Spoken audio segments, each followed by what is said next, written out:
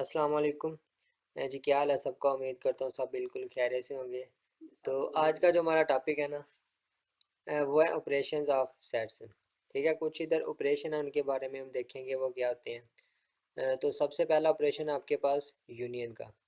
ठीक है, कहता है इसके अंदर पहले तो सबसे पहले मैं आपको अपना मुंह ज़ुबानी बता देता हूँ कि इसके अंदर हमारे पास दो सेट होते हैं।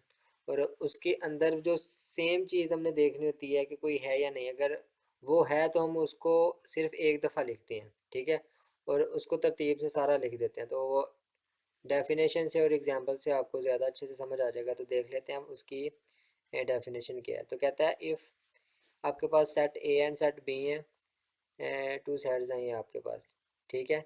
देन कहता है यूनियन इज डिफाइंड। इसका यूनियन किस तरह होगा। कहता है a set of all those element which are either in A and in B. ठीक है, वही बात जो मैंने आपको बताई है। कहता है कि इनका जो यूनियन है ना, वो किसके ऊपर किस तरह डिफाइन कर सकते हैं कि जो सेट ए में है और सेट बी में है, वो सेट हम एक थर्ड सेट बना के उसके अंदर लिख लेते हैं। तो उसको हम जाहिर कैसे करते हैं, तो वो देख लेते हैं। ए यूनियन बी, ठीक है। तो अब आपके पास ये एग्जांपल है, सेट ए और सेट बी है।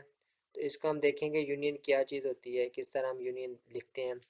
तो सबसे पहले आप इसको डोनेट कर लेते हैं ए यूनियन बी, ठीक है। उसके बाद आप देख लें कि कौन सा एलिमेंट है जो दो दफ़ा है, उसको आपने एक दफ़ा ही लिखना है, ठीक है। तो आप तरतीब से सेट ए के देख लेते हैं, 1 2 3 एंड 4। तो उसके बाद बी में अगर रिपीट इसका कोई एलिमेंट हो रहा है तो ठीक है, अगर नहीं हो रहा तो आप उनको ऐसे ही लिख देते हैं, 5 7 एंड 9। ठीक हो गया, या ये इनका यूनियन आ गया। अगर बी के अंदर कोई ऐसा होता, फॉर एग्जांपल इधर होता हमारे पास 3, ठीक है, तो आप वो 3 इधर नहीं लिखते थे क्योंकि हमारे पास सेट ए में ऑलरेडी 3 मौजूद था। तो वो 3 हम ऑलरेडी वो लिख चुके थे। ये था union of A and B. तो उसके बाद है हमारे पास इंटरसेक्शन। इसके अंदर होता क्या है कि उसकी डेफिनेशन देख लेते हैं सबसे पहले। कहता है if A and B two set, ठीक है, ये ए एंड बी आपके पास दो सेट हैं, then the intersection is defined as a set of those element which are common to both the set. कहता है कि इंटरसेक्शन क्या होता है, वो ये होता है कि दो सेट आपके पास दिए होते हैं, उनके अंदर जो आपके पास सेम एलिमेंट होते हैं ना, सेम एलिमेंट, उनका जो सेट होता है वो होता है इंटरसेक्शन। अब एग्जांपल को सॉल्व करते हैं तो आपको ज़्यादा मज़ीद समझ आ जाएगी। तो अब आपके पास सेट ए है, उसके एलिमेंट क्या है, आपके पास 3 है, 4 है एंड 9 है। उसके बाद सेट बी है, वो है 3 7 एंड 11। अब इनके अंदर जो सेम एलिमेंट है उनका आपने सेट लिख लेना है। सबसे पहले तो इंटरसेक्शन को जाहिर करते हैं ए, इस तरह इंटरसेक्शन बी, ठीक हो गया। तो इसके अब बाद इनका इंटरसेक्शन देख ले क्या होएगा।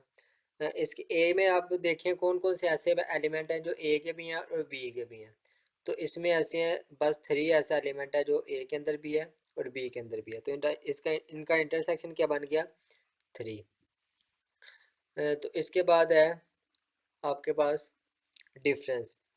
तो डिफरेंस में क्या होता है कि कहते हैं कि if A and B two sets, कि आपके पास दो सेट्स होते हैं A and B, then the difference is defined as the set. कहता है कि जो उसका जो डिफरेंट का एक सेट होता है ना, मतलब कि फाइनल, वो उनमें उनमें कौन कौन से एलिमेंट आते हैं। कहता है कि all those elements which of A are not in B.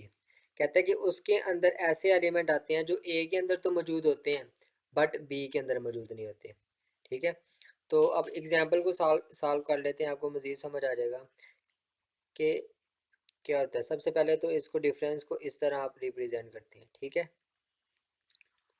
अब आसान तरीका ये है कि जो एलिमेंट ए के अंदर मौजूद हैं बट बी के अंदर मौजूद नहीं है, उनको आप क्रॉस करी जाएँ। 3 आपके पास है मगर उधर नहीं है, इसको एज इट ऐसे रहने दें।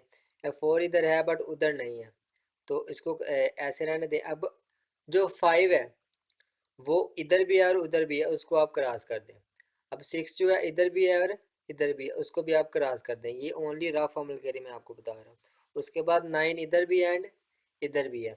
अब बाकी जो बच गया ना, वो इसका डिफरेंस आ गया, डिफरेंस सेट में आ जाएगा। वो क्या बच गया हमारे पास, 3 एंड 4। ये इसका डिफरेंस था ए एंड बी का। तो उम्मीद करता हूँ कि आपको ये तीन ऑपरेशन समझ आ गए होंगे। इसके अलावा भी इसके कुछ ऑपरेशंस हैं, वो हम अगले लेक्चर में देखेंगे। तो मिलते हैं अगली वीडियो में, तब तक के लिए अल्लाह हाफिज़।